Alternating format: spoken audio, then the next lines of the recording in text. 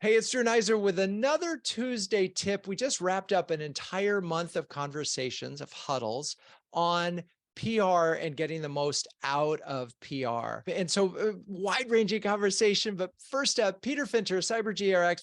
Peter, what is your tip for getting the most out of PR? Well, firstly, remember that your audience doesn't really care about you. They care about themselves. So create your stories about them. Make it about what they care about, make it about their successes and even their fear of failure. And keep in mind at all times, FOMO and FOMO drive decisions. FOMO, your fear of missing out. So hearing about something you didn't know about gets you on the hook. And FOMO, fear of messing up. So make your PR help them avoid the fear of messing up. Fear of messing up. All right. Michelle Beebe, Skillsoft. Michelle, what is your tip? I think to get the most value out of PR, you have to have a distinct and differentiated perspective that is both credible and meaningful to your audience, right? You shouldn't want news for news sake. And I would offer, don't try to be something that you're not just for the sake of trying to get a little bit of news coverage. Not worth it. This perspective, though, where does that come from? How do you have that?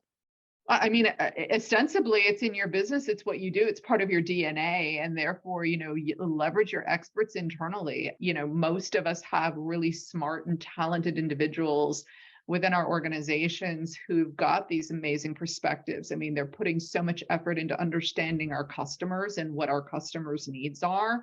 They're the ones that I want to put in front of the camera any day of the week. All right. Great. Thank you for that. Deahl of Drake Star. Jan, what is your tip?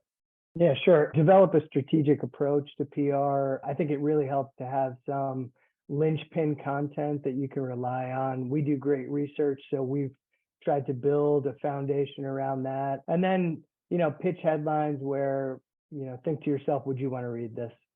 Right. Make it interesting. Okay, Michelle Gaines from Preqin. What's your tip?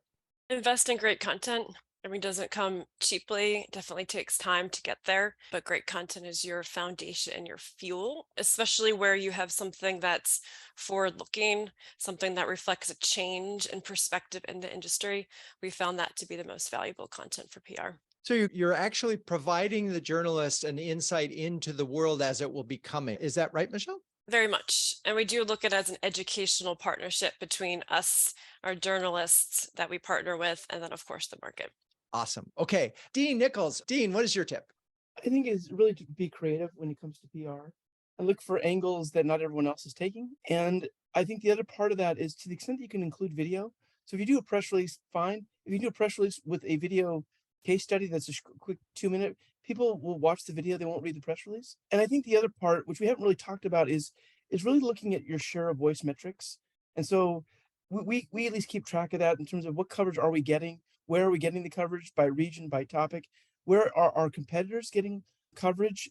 Where are we not? And just getting a sense of what kinds of stories are getting traction versus not.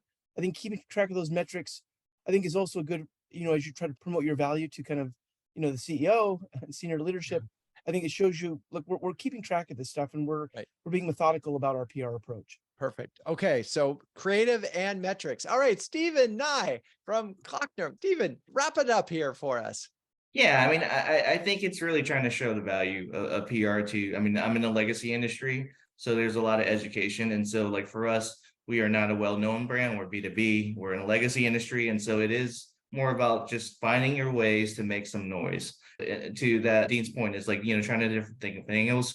We're pitching the idea of a 4-day work week in manufacturing, like, just really trying to hop on trends and seeing what really sticks, because at the end of the day, like we're in so many different industries. And so we're too broad to be uber focused and we're too lean to build this machine that some of you guys might have. My team, I have one other person in the marketing department. And so it's, for a scalable approach, it really is trying to find the evergreen, like try to stretch this as much as we can. There we go. All right. Amazing tips. If you're a B2B CMO who can share, care, or dare with the best of them, check out CMOHuddles.com. I'm Drew Neiser, and that is your Tuesday tip. Peace out.